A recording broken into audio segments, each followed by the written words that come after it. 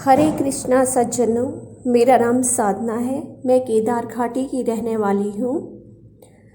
इस वीडियो के माध्यम से सज्जनों में यह संदेश देना चाहती हूँ कि कभी भी किसी से बदला नहीं लेना चाहिए। हालांकि बदले की भावना बहुत प्रबल होती है, क्योंकि होता यह है कि व्यक्ति अपना प्रारब्ध नहीं जान पाता है। उसे नहीं मालूम होता है कि इसका प्रारब्ध क्या है, वह तो ईश्वर को ही पता होता है। इसलिए प्लीज़ कोई भी बदला न ले। बदला लेकर अपना अगला जन्म खराब न करें। यह मैं अपनी आप बीती बता रही हूँ, क्योंकि जब हम पति पत्नी के साथ किसी ने अत्यंत क्रूर अपमानजनक व्यवहार किया, तब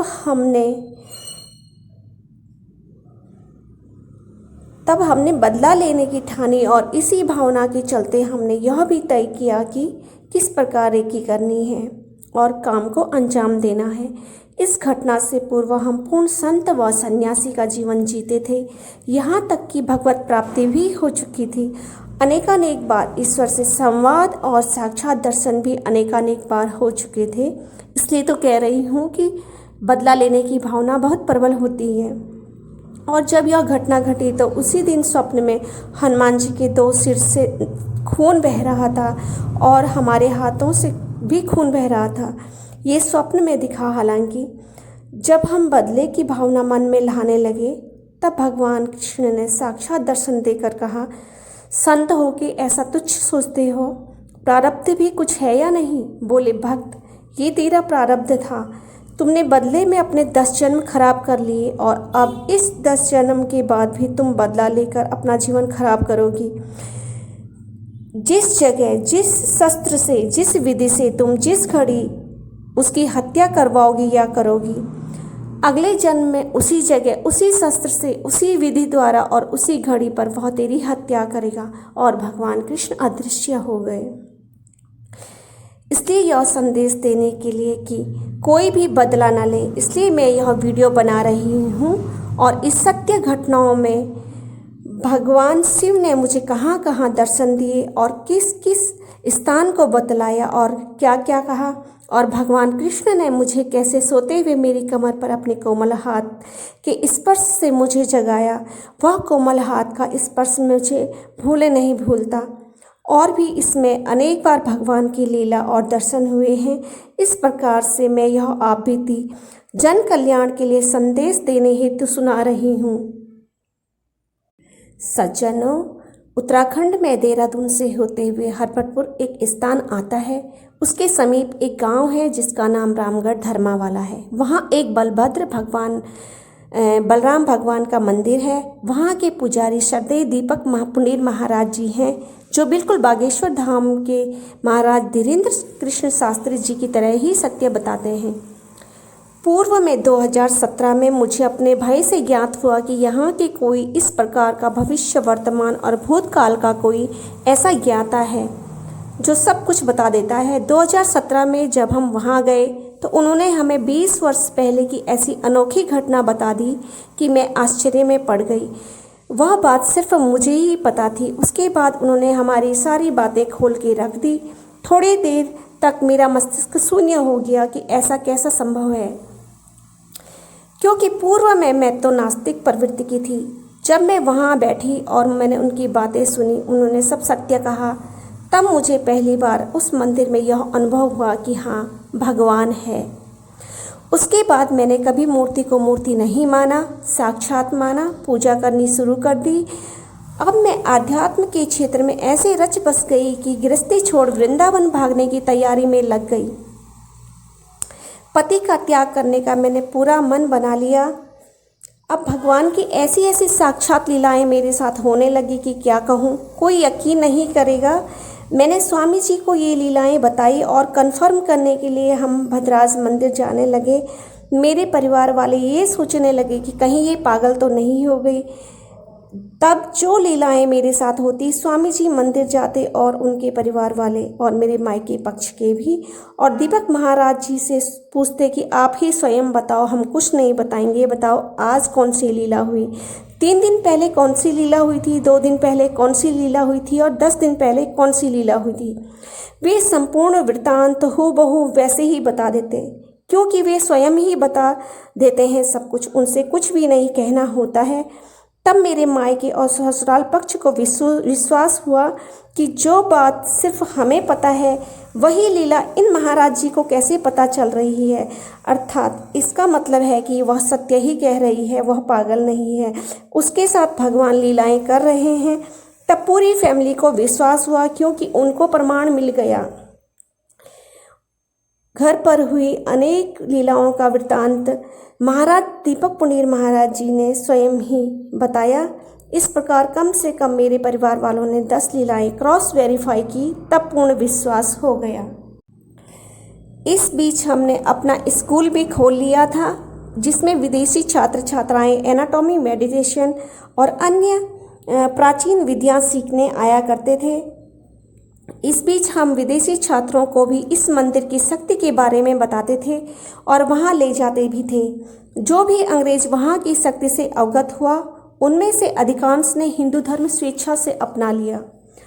सन 2018 में जब हम लास्ट टाइम में महाराज दीपक पुनीर जिन्हें कि हम दीपक भैया के नाम से भी बोलते हैं, तो जब हम दीपक भैया के पास गए और अन्य बातें पूछने लगे, तो उन्होंने गंभीर मुद्रा में कहा कि 3 महीने बाद जो ये अप्रिय घटना होने वाली है, उससे तो निपटकर आ जाओ पहले। हम पूछने लगे तो उन्होंने जवाब दिया कि यदि मैं बता दूंगा तो यह विधि का विधान जो है उसके विरुद्ध हो जाएगा। हमारी भी कुछ सीमाएं हैं, जो होनी है ऊपर से लिखकर आ रखा है, उसमें हम हस्तक्षेप नहीं कर सकते। हमारी भी देवी देवताओं भगवान के साथ कस्में वादे होते हैं, जिसके तहत हम वादे के मुताबिक विधि के विधान में कोई रोड़ा नहीं बनते। कुछ घटनाएं होनी होती हैं प्रारब्धवश, अर्थात पूर्व जन्म के कर्मानुसार, इसलिए हम बाधित हैं, कोई हस्तक्षेप नहीं कर सकते। 3 महीने बाद वह अप्रिय घटना हुई।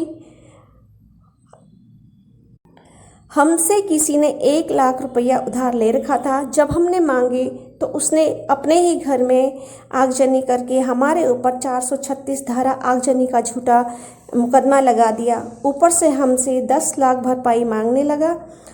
हमारे से उस पक्ष के विरुद्ध उस पक्ष के मुख्य लोगों ने बहुत ही अपमानजनक दुर्व्यवहार किया, जिससे दुखी होकर हमारे हृदय को इतनी अधिक ठेस पहुंची कि हम पति पत्नी ने आत्मदाह का निर्णय लिया। हमें पैसे का दुख न था, हमारे साथ जो निंदनीय अमर्यादित व्यवहार करके हमें केस में फंसाया गया था, वो हमें दुखदायी लग रहा था।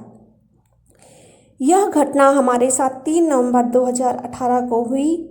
मैंने यह निश्चय किया कि मैं अपने प्राण त्यागूंगी, लेकिन अच्छी जगह पर त्यागती हूँ, क्योंकि जीवन की यात्रा तो सुखद नहीं रही, किंतु कम से कम प्राण तो अच्छी जगह पर निकले। ऐसा सोचकर हम पति पत्नी ने अपने प्राण त्यागने के लिए केदारनाथ के ऊपर की चोटियाँ चुनी। स्वामी जी ने कहा कि मेरी एक 70 वर्षीय माँ है, उनकी सेवा मैं नहीं कर पाऊँगा। ये शब्द स्वामी जी ने कहे और दुख व्यक्त किया कि माँ के लिए कहा कि मेरे भाई का ही सहारा रहेगा माँ को। मैं तो अब उनको कभी भी देख नहीं पाऊँगा। अपनी माँ से ये अंतिम विदाई लेने अपने घर पहुँचे और जब लौटकर आए तो हमने केदारनाथ के ऊपर चोटी पर अपना प्राण त्यागने का एक कठोर फैसला ले ही रखा था। हमने केवल जाने और केदारनाथ तक का पैसा ले जा रखा था। मोबाइल इन्होंने घर पर अपने माँ को दे दिया, कहा कि हम यात्रा पर जा रहे हैं। गहने भी उनको संभालने के लिए दे दिया। जो स्टूडेंट की टीटीसी आ रखी थी, मतलब जो स्टूडेंट्स के एडमिशन थे, वो मेरे भाई को स्वामी जी ने सौंप दिया। कहा कि टीचर रख के इनको जो है इनका कोर्स कंप्लीट करवा लेना। उसके बाद रूम का किराया और योगा हॉल का एडवांस दे ही रखा था। इस प्रकार से हमने अपने भाई को कहा कि हम दूर कहीं आश्रम में जा रहे हैं। उसको हमारे भाव से लग रहा था कि हम झूठ बोल रहे हैं। वो एड्रेस की जिद करने लगा, मांगने लगा, तो हमने कहा हम पहुंचकर फ़ोन कर लेंगे। हमने यहाँ से 9000 में कार बुक की केदारनाथ तक की। यहाँ से हम रात्रि को निकले। प्रातः 8 बजे हम गौरीकुंड पहुँचे। अब हमारे पास मात्र खच्चर से सवारी करने, वहाँ पहुँचने पर भोजन, एक वक्त का अंतिम समय का भोजन करने का पैसा ले जा रखा था। हम खच्चर से केदारनाथ पहुंच गए। जाकर वहां अंतिम समय का भोजन किया एक दुकान में, वहीं केदारनाथ में। और फिर मैंने रोते रोते नंदी महाराज और केदारनाथ मंदिर की हर मूर्ति को रो रो कर स्पर्श करते हुए चरणों में प्रणाम किया और शिवलिंग को भी छूकर प्रणाम किया रोते रोते। और स्वामी जी भी जो कि बेरंग हो रखे थे। अब हम दोनों ही मंदिर से बाहर निकले। हमारे पास कुछ पैसे बचे थे, उनमें से हमने एक पीतल का शिवलिंग लिया और कुछ फूल खरीदे। अब इनके पास मात्र 10 रुपये बचे थे। उस दिन बड़ी दिवाली थी, 7 नवंबर 2018 का दिन था। उस दिन हमारे प्रिय प्रधानमंत्री मोदी जी भी उसी समय वहां से प्रस्थान कर चुके थे। 12 बजे हम मंदिर के प्रांगण में पहुंचे थे। उस दिन केदारनाथ जी के कपाट भी बंद हो रहे थे और हमने मंदिर के भीतर शिवलिंग व मूर्तियों व नंदी महाराज जी के दर्शन करने के बाद लगभग 1 बजे हमने एक पीतल का शिवलिंग, कुछ फूल खरीदकर अब वहाँ से अपने लिए तय किए गए मार्ग की ओर प्रस्थान किया। चारों ओर भारी मात्रा में बर्फ की चादर ओढ़े प्रकृति ऐसे लग रही थी मानो हम स्वर्ग में विचरण कर रहे हों। 3-4 फीट बर्फ पड़ी थी। ठंड बहुत ही अधिक लग रही थी। हमने केदारनाथ की बाईं ओर बर्फ से चलना आरंभ किया। वहाँ हमें कोई मार्ग नहीं जान पड़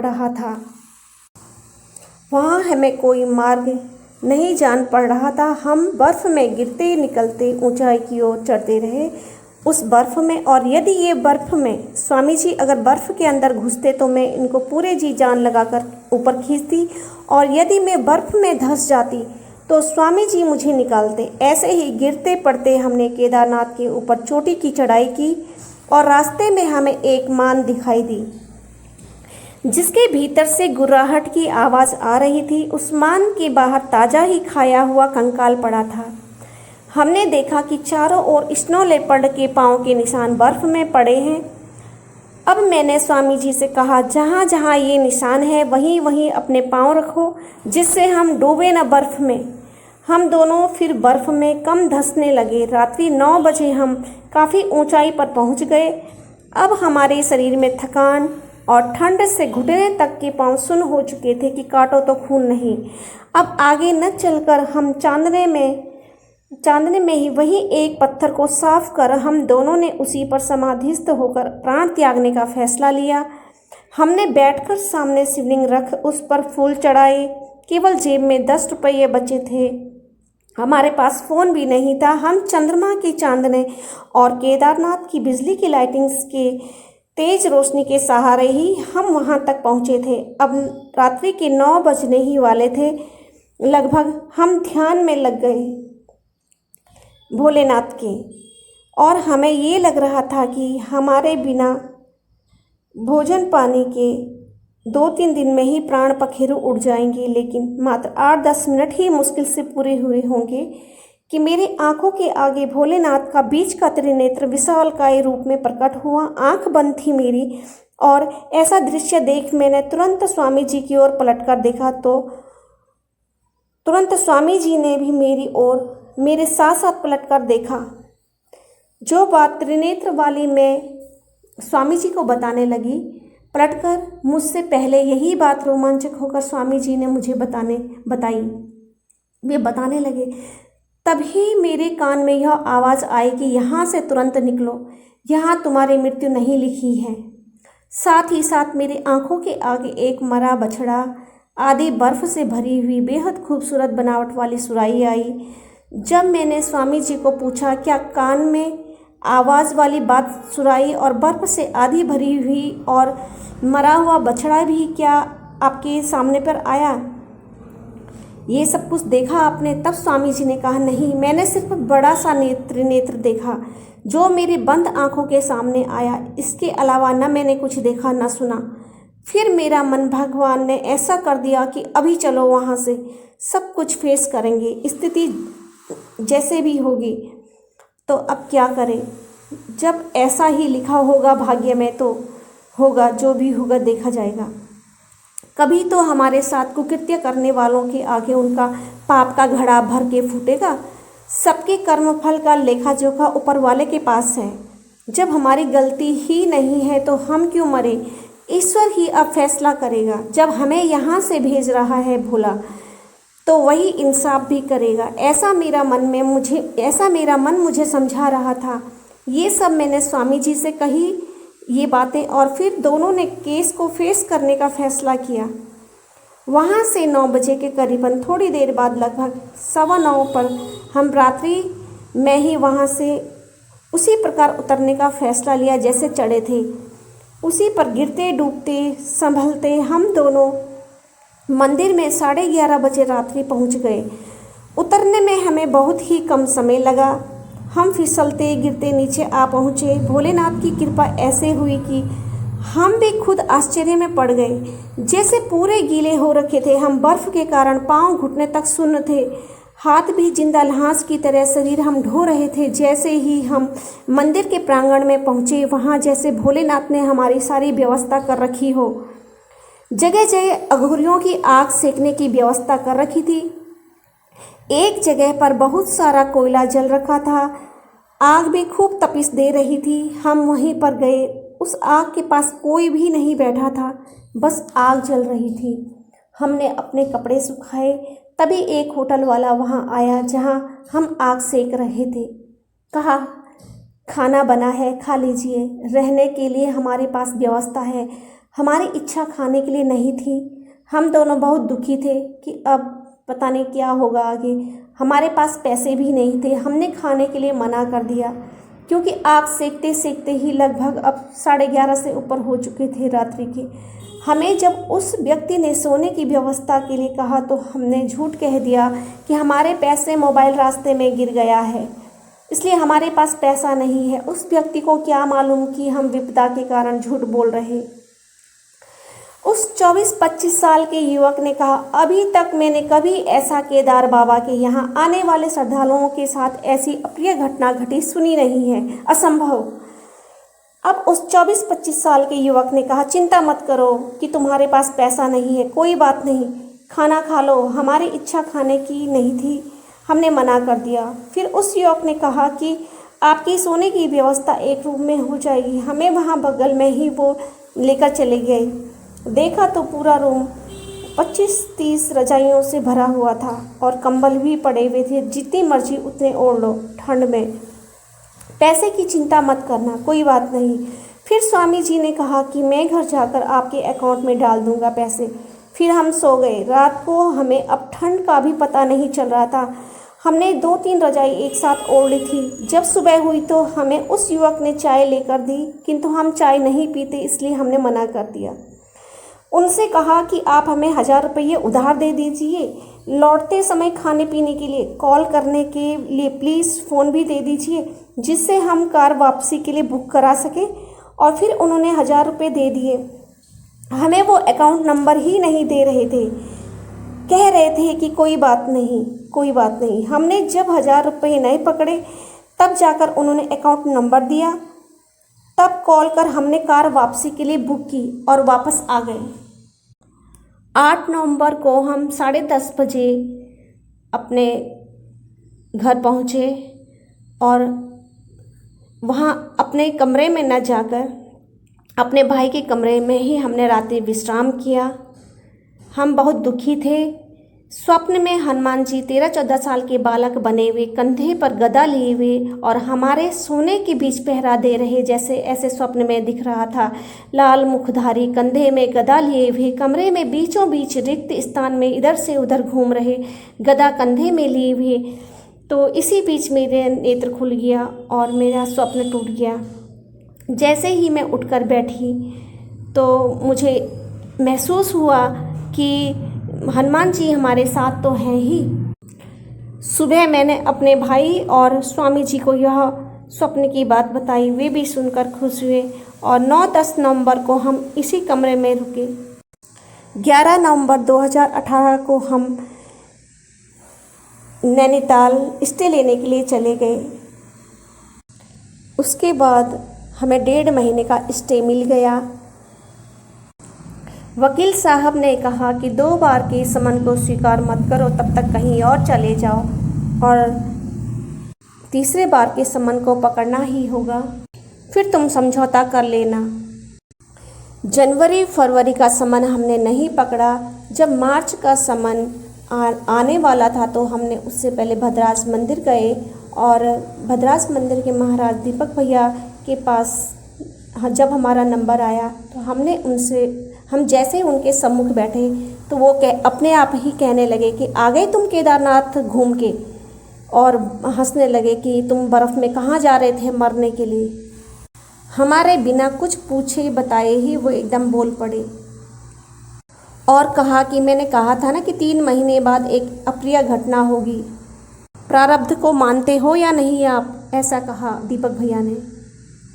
फिर दीपक भैया ने कहा कि तुम्हारे पूर्व जन्मों के कुकर्म ही तुम्हें वहाँ लेकर गया। मैं स्वामी जी अब बदले की आग में जल रहे थे। फिर दीपक भैया ने भी स्वयं ही कहा कि 10 जन्मों से साधना तुम बदला ले लेकर तुमने अपने 10 जन्म खराब कर दिए।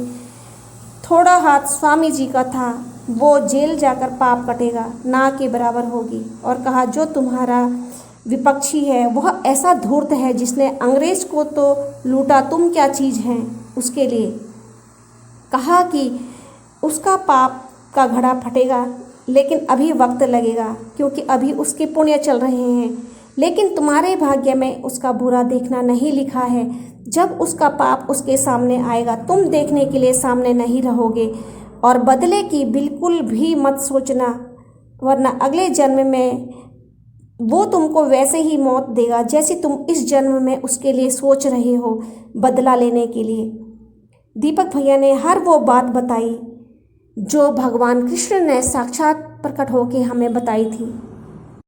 दीपक भैया ने अपने आप स्वतः ही सब कुछ वही बताया जो हमारे बीच लड़ाई के दौरान बातें हुई, जो धमकी हुई, जो पैसा का लेन देन हुआ, फिर ठगना, उसने हमें ठगा जो जिस तरीके से, और अंग्रेज़ वाली बात जो उन्होंने स्वयं ही बोली।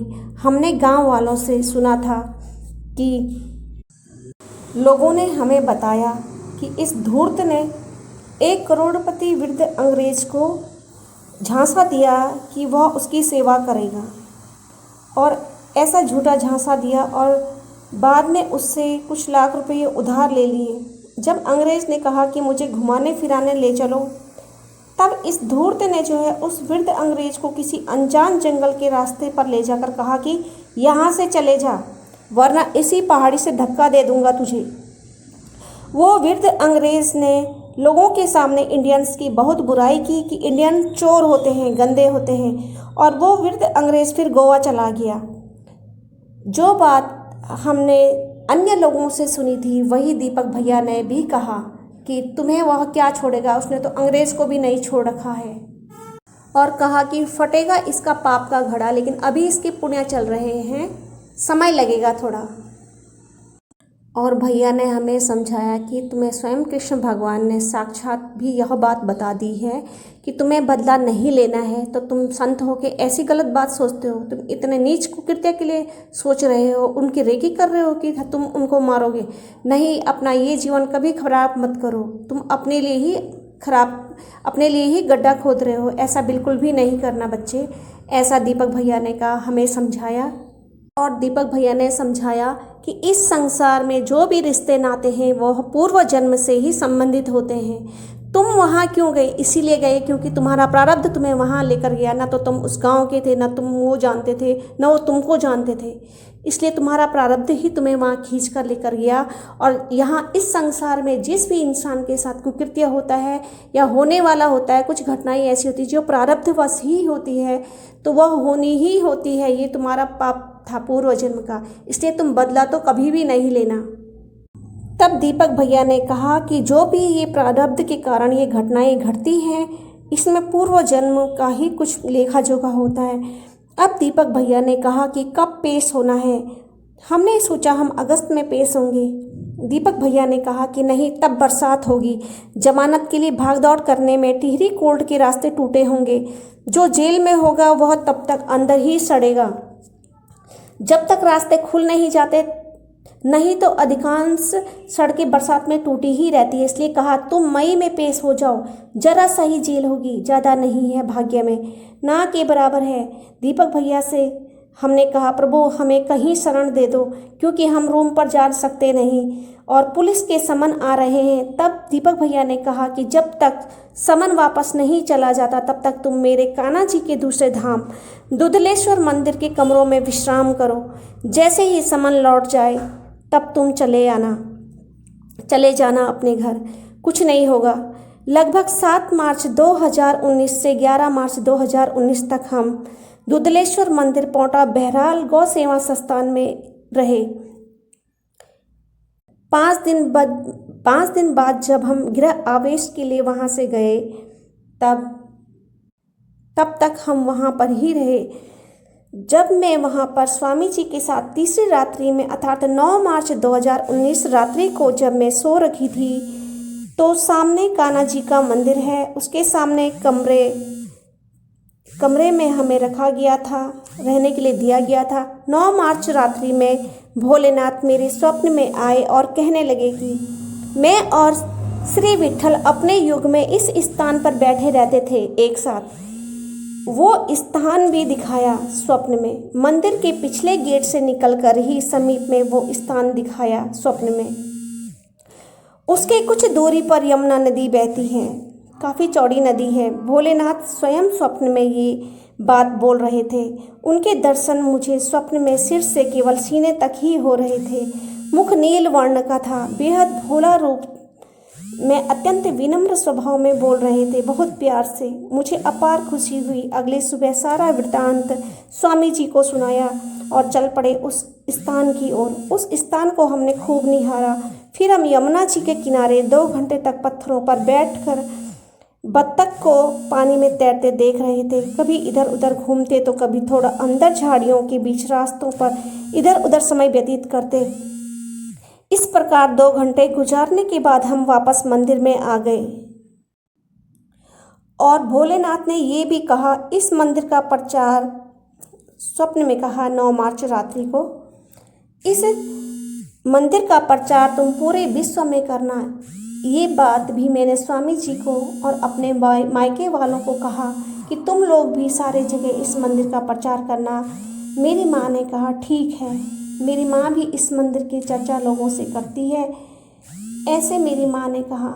हमने भरत मंदिर में भी लोगों से ऐसे चर्चा की अनेक जगह पर, और जहाँ भी जाते हैं वहाँ दुधलेश्वर गौ सेवा संस्थान में गौ के लिए चारे की व्यवस्था के लिए अवश्य कहते हैं।